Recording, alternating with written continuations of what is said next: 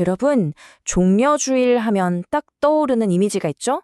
바로 왕이 근데 장엄한 댁마가 아니라 작고 초라해 보이는 나귀를 타고 입성하는 바로 그 장면이요. 그런데 만약에 우리가 알고 있는 이 익숙한 이미지에 사실은 거대한 반전이 숨어 있다면 어떨까요? 아마 깜짝 놀라실 겁니다. 네, 맞습니다. 오늘의 핵심 질문이죠. 도대체 왜 왕이 나귀를 탔을까요? 왜 그 많고 많은 동물 중에 가장 연약해 보이는 동물을 선택했을까요? 자, 지금부터 그 상징 뒤에 감춰진 진짜 의미 한번 제대로 파헤쳐 보겠습니다. 아마 대부분 이렇게 생각하실 거예요. 아, 그건 겸손함을 보여주려고 그런 거 아니야? 맞아요. 보통 나귀는 가난하고 또 겸손의 상징이니까요. 왕이 스스로를 낮추는 모습을 보여주기 위한 일종의 퍼포먼스였다. 이렇게들 많이 알고 있죠. 그런데 말이죠. 만약에 이게 이야기의 전부가 아니라면요? 사실 우리가 너무나 당연하게 알고 있던 이 해석이 어쩌면 거대한 역사적 오해에서 시작된 걸 수도 있다는 겁니다. 우리가 알던 것과는 완전히 다른 진짜 이야기가 숨어 있을지도 모른다는 거죠. 자, 그럼 지금부터 우리가 가진 통념을 하나씩 아주 그냥 시원하게 깨부숴 보겠습니다. 첫 번째, 고대 세계에서 나귀가 정말 가난의 상징이었을까요?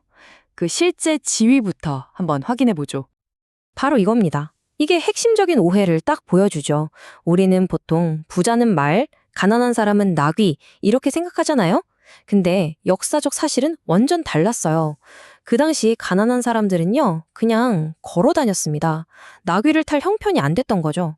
오히려 나귀는 높은 신분의 사람들, 그러니까 왕족이나 귀족들이 타는 동물이었습니다. 놀랍죠? 이게 그냥 하는 말이 아니라 성경 곳곳에 증거가 다 나와요. 보세요. 다윗 왕이 아들 솔로몬을 왕으로 세울 때 어디에 태웠죠? 바로 자기 노새에 태웠습니다. 심지어 다윗에게 반역했던 아들 압살롬도 노새를 탔고요. 사사기에 나오는 지도자들도 마찬가지였습니다. 그러니까 결론은 아주 명확해요. 나귀는 가난이 아니라 바로 왕권 그 자체의 상징이었던 겁니다. 자, 그럼 이제 이런 질문이 생기죠. 나귀가 가난의 상징이 아니었다면 도대체 왜 탄 걸까요? 무슨 의미가 있었을까요? 이제부터 그 진짜 상징성을 한번 알아보겠습니다. 아, 여기서 정말 기가 막힌 비유가 나옵니다. 보세요. 당시 말과 나귀의 차이는요, 하늘과 땅 차이였어요. 말은 뭐냐? 전쟁의 상징입니다.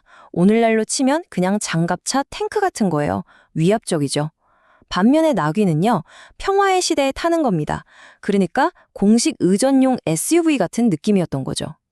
게다가 산이 많은 이스라엘 지형에서는 사실 나귀가 평상시엔 훨씬 더 실용적이기도 했고요.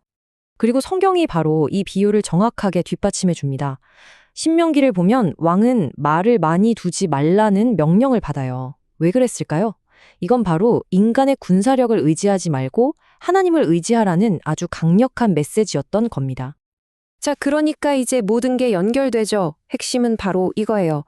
예수가 나귀를 선택한 건 부자냐 가난하냐의 문제가 전혀 아니었던 겁니다. 이건 바로 전쟁이냐 평화냐의 선택이었어요. 나는 너희를 무력으로 정복하러 온 전쟁의 왕이 아니다. 나는 평화의 왕이다. 이걸 온 세상에 선포하는 아주 강력한 선언이었던 거죠. 좋습니다. 이제 나귀가 가난의 상징이라는 연결고리는 확실히 끊어냈습니다. 그럼 우리가 처음에 얘기했던 겸손이라는 단어는 어떻게 되는 걸까요? 이제 그 단어의 진짜 의미를 다시 한번 파헤쳐 볼 시간입니다. 여기서 아주 중요한 히브리어 단어가 하나 나옵니다. 바로 안이라는 단어인데요. 예언에 쓰인 바로 그 단어예요. 이게 그냥 우리가 생각하는 겸손한 혹은 가난한 이런 뜻이 아니에요. 훨씬 더 깊은 의미가 있는데 바로 고난받는, 고통받는 이라는 뜻입니다. 그러니까 어떤 외부의 압력 때문에 고통받고 있는 그런 상태를 가리키는 말이죠. 자, 그럼 퍼즐이 맞춰지죠. 예언이 말한 그 겸손, 즉 안위의 상태는 나귀를 타는 그 행위 하나를 말하는 게 아니었던 거예요. 그건 바로 그의 사명 전체, 그가 걸어갈 길 자체를 의미하는 거였습니다. 그리고 그 고난과 겸손의 정점, 클라이맥스는 뭐였을까요? 바로 십자가에서의 죽음이었죠. 결국 그는 고난을 받기 위해 그리고 십자가를 지기 위해 평화의 왕으로 입성했던 겁니다. 자, 이제 여기서 한 걸음 더 나아가서 시야를 한번 쫙 넓혀보겠습니다. 이 나귀를 타고 입성한 사건이 사실은 훨씬 더 큰 그림, 그러니까 두 단계로 이루어진 예언의 시간표 안에서 어떤 의미를 갖는지 한번 살펴보시죠. 보시면 왕의 역할이 크게 두 가지로 나뉩니다. 명확하게 구분되죠. 첫 번째 오셨을 때, 즉 초림 때에는 고난받고 구원하기 위해 나귀를 탄 평화의 왕으로 오셨습니다. 하지만 예언은 여기서 끝나지 않아요. 그가 다시 오실 때, 즉 재림 때에는 모든 악을 심판하고 정복하는 심판의 왕으로 오실 거라고 말합니다. 완전히 다른 모습이죠. 그렇다면 이 평화의 왕이 다스리는 세상은 결국 어떤 모습일까요?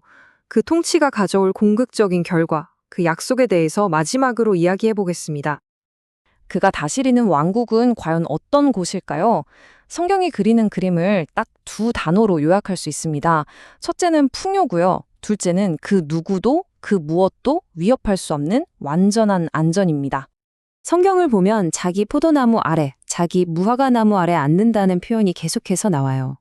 이게 바로 평화와 번영을 상징하는 아주 대표적인 이미지거든요. 이 한 문장이 그가 약속한 왕국이 얼마나 깊은 평안과 풍요로 가득할지 정말 아름답게 보여주는 거죠.